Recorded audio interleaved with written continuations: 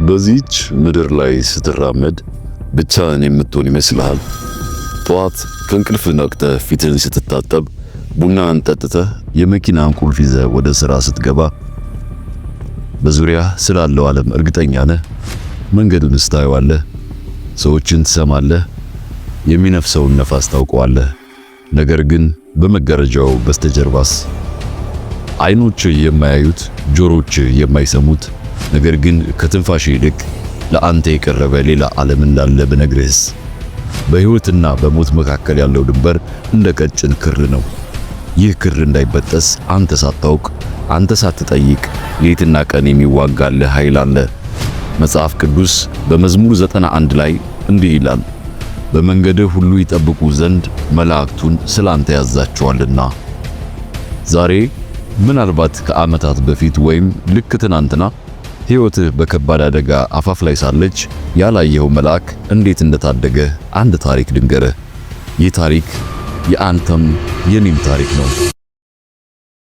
ውድ የቻናላችን ቤተሰቦች ይህንን ቪዲዮ ለብዙ ሰው እንዲዳረስ ላይክ፣ ሼር እና ሰብስክራይብ ያላደረጋችሁ ደግሞ የሰብስክራይብ ምልክቷን በመንካት እንድታግዙን ስንል ጥሪ እናቀርባለን። አብራችሁን ቆዩ። ታሪኩ የሚጀምረው እንደ ማንኛውም ቀን ነው። ዋናው ገጸ ባህሪያችን ዳዊትን በለው። ዳዊት እንደኔና እንዳንተ ተራ ሰው ነው።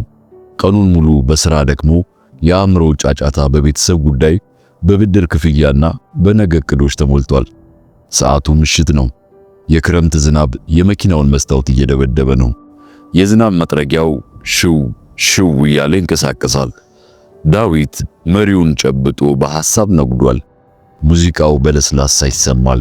ነገር ግን የዳዊት ልብ በሐሳብ ተውጧል። ከፊት ለፊቱ ያለው የትራፊክ መብራት ቀይ ያሳያል። መኪናውን ቀስ ብሎ አቆመ። ሁሉም ነገር ሰላማዊ ይመስላል። ዳዊት ግን ከጥቂት ሰከንዶች በኋላ ወደ እርሱ እየመጣ ያለውን አስፈሪ ሞት አያውቅም። ልክ እንደ በለዓም አይኖቹ ታውረዋል። ከፊት ለፊቱ የተደቀነውን አደጋ አያይም። የሰው ልጅ እይታ ውስን ነውና። ነገር ግን በዚያው ቅጽበት በሰማያት ዘንድ ትእዛዝ ተላለፈ። ከዳዊት በስተኋላ በከፍተኛ ፍጥነት እየመጣ ያለ አንድ የጭነት መኪና አለ። የጭነት መኪናው ሾፌር ተኝቷል ወይም ፍሬኑ ተበላሽቷል። ግዙፉ የብረት ክምር በዝናብ ውስጥ እየተንደረደረ ነው። በመንገዱ ላይ ያለውን ሁሉ ለመጨፍለቅ የተዘጋጀ አውሬ ይመስላል። ዳዊት በመስታወቱ ሲመለከት የጭነት መኪናውን መብራት አየ። ብርሃኑ እየቀረበ መጣ። ልቡ ድው ድው አለ። ለማምለጥ ሞከረ፣ ነገር ግን ጊዜው ረፍዷል። ከአደጋው ለማምለጥ ምንም ክፍተት የለም። ይህ ቅጽበት ሞት አፉን ከፍቶ የሚጠብቅበት ቅጽበት ነው። የሰው ልጅ አቅም የሚያበቃበት፣ የሳይንስና የቴክኖሎጂ ጥበብ ዋጋ የሚያጣበት ሰከንድ። ሞት በዳዊት ፊት ላይ ተንዣበበ።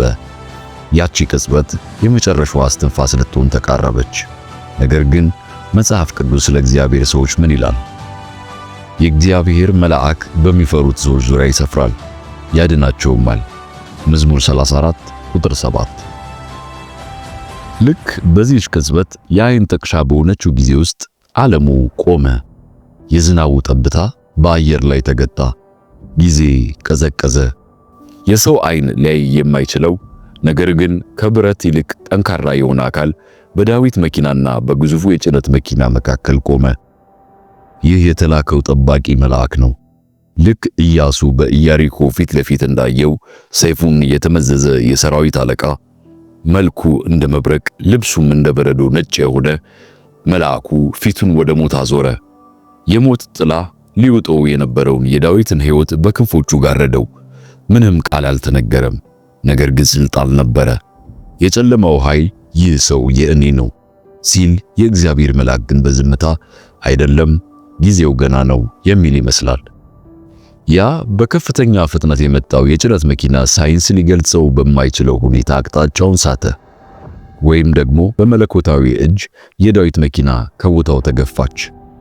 በሁለቱ ብረቶች መካከል ሊፈጠር የነበረው ግጭት በማይታይ ጋሻ ተከለከለ። ድምፅ፣ ጩኸት፣ የብረት መላተም፣ ሁሉም ነገር አለፈ። ዳዊት አይኖቹን ጨፍኖ ነበር። ምድር የተሰነጠቀችም መስሎት ነበር። ነገር ግን ዝምታ። ቀስ ብሎ አይኖቹን ገለጠ። እጆቹ ይንቀጠቀጣሉ። ትንፋሹ ቁርጥ ቁርጥ ይላል። የጭነት መኪናው ከእርሱ መኪና በጥቂት ሴንቲሜትር ርቀት ላይ ቆሟል፣ ወይም በጎን በኩል አልፎ ሄዷል። በስጋዊ አይን ሲታይ ይህ እድል ነው ሊባል ይችላል። ሰዎች ኦህ እንዴት ያለ እድለኛ ሰው ነው ይላሉ። ዳዊት ከመኪናው ወረደ። በዝናቡ ውስጥ ቆሞ ዙሪያውን ተመለከተ። ማንም የለም። እርሱን የገፋው የጠበቀው ሰው አይታይም። ግን ውስጡ አንድ ነገር ይሰማዋል። አንድ ትልቅ ነገር ባጠገቡ እንዳለፈ ይሰማዋል። ሰውነቱ ይበርዳል፣ ነገር ግን መንፈሱ በአመስጋኝነት ይሞቃል። ለምን እንደዳነ አያውቅም። እሱ ጻድቅ ስለሆነ አይደለም፣ ምርጥ ክርስቲያን ስለሆነም አይደለም። እግዚአብሔር ታማኝ ስለሆነ ነው። ያላየው ያላመሰገነው ስሙንም የማያውቀው መልአክ ተልእኮውን ፈጽሞ ተመልሷል። ወዳጄ ሆይ ይህ የዳዊት ታሪክ ብቻ አይደለም፣ ይህ ያንተ ታሪክ ነው። ስንት ጊዜ ነው ሞት በደጃፍ ቆሞ ሳይነካ ያለፈው? ስንት ጊዜ ነው መንገድ ስታቋርጥ፣ ስትታመም ወይም በጨለማ ውስጥ ስትራመድ ከክፉ የተጠበቅከው? አንተ በራስህ ጥበብ የተረፍክ ይመስልሃል? አይደለም። በመንፈሳዊው ዓለም ስለ አንተ የሚዋጉ አሉ። አንተ ተኝተህ ስታሸልብ ስለ አንተ ነቅተው የሚጠብቁ የብርሃን መላእክት አሉ። እግዚአብሔር ስለ አንተ ሕይወት ተሟጋች አለው። ምናልባት በሕይወት ውስጥ ለምን እግዚአብሔር ዝም አለ ብለህ የጠየቅክበት ጊዜ ይኖር ይሆናል። ነገር ግን እግዚአብሔር ዝም አላለም። ያላየኸው ነገር ቢኖር ያላየኸው የእግዚአብሔር እጅ ከማያቋርጥ አደጋ እየጠበቀህ መሆኑን ነው። ዛሬም በሕይወት ያለኸው ጠንካራ ስለሆንክ አይደለም፣ የተጠበቅ ስለሆነ ነውና። ስለዚህ በሚቀጥለው ጊዜ ከቤትህ ስትወጣ ብቻህን እንዳልሆንክ አስብ። ያላየኸው መልአክ ከምታየው ጠላት ይበልጣል። ያላየኸው መልአክ ከምታየው ጠላት ይበልጣል። በጥላው ስር ያሳረፈ በክንፎቹ የሸፈነ እርሱ ይመስገን። ሰላም ለእናንተ።